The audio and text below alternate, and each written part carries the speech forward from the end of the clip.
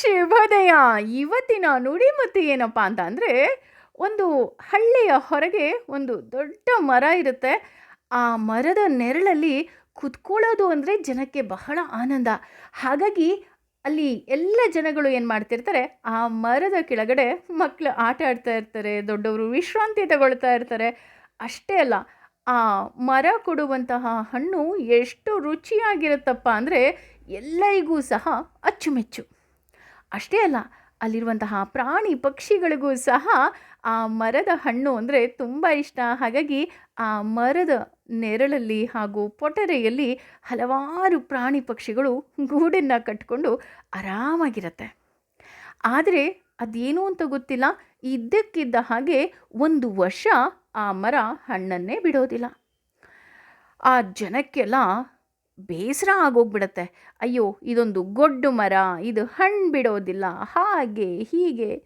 ಇದ್ದಕ್ಕಿದ್ದ ಹಾಗೆ ಆ ಮರದ ಮೇಲಿದ್ದಂತಹ ತಾತ್ಸಾರ ಕೋಪವಾಗಿ ಪರಿವರ್ತನೆಗೊಂಡ್ಬಿಡುತ್ತೆ.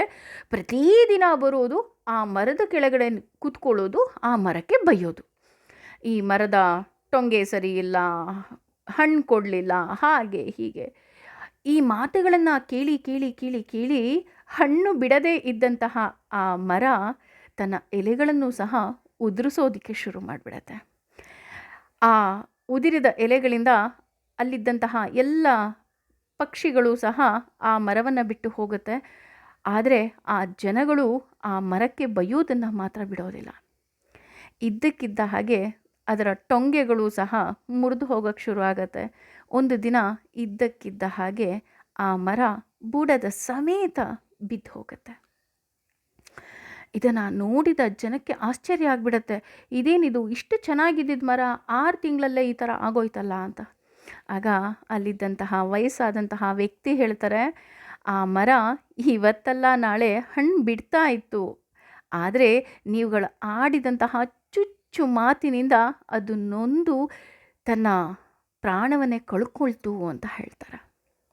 ಹೌದು, ಅದಕ್ಕೆ ರೀ ನಾ ಹೇಳೋದು, ಸಂಕ್ರಾಂತಿ ಹಬ್ಬದ ದಿನ ಎಳ್ಳು ಬೆಲ್ಲ ತಿಂದು ಒಳ್ಳೆ ಮಾತಾಡಿ ಅಂತ ಯಾಕೆ ಹೇಳ್ತಾರೆ ಅಂತ ಅಂದರೆ, ನಾವು ಆಡುವಂತಹ ಚುಚ್ಚು ಮಾತಿನಿಂದ ಆ ಮರನೇ ಬಿದ್ದು ಹೋಯಿತು ಅಂತ ಹೇಳಿದಾಗ ಇನ್ನು ಮನುಷ್ಯರ ಮನಸ್ಸಿಗೆ ಎಷ್ಟು ನೋವಾಗಬಹುದಲ್ವಾ?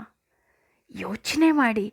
ಹಾಗೆ ನಿಮ್ಮ ಮಾತಿನಿಂದ ಯಾರಿಗೂ ಸಹ ನೋವಾಗದೇ ಇರೋ ಹಾಗೆ ನಡ್ಕೊಳ್ಳಿ. ಅಷ್ಟೇ ಅಲ್ಲ, ಭಗವಂತ ಈ ಮಾನವ ಜನ್ಮ ಕೊಟ್ಟಿರೋದು ಅವನ ನಾಮಸ್ಮರಣೆಗೋಸ್ಕರ. ಅವನ ನಾಮಸ್ಮರಣೆ ಮಾಡಿ. ಏನಂತೀರಾ? ಯೋಚನೆ ಮಾಡಿ. Thank you.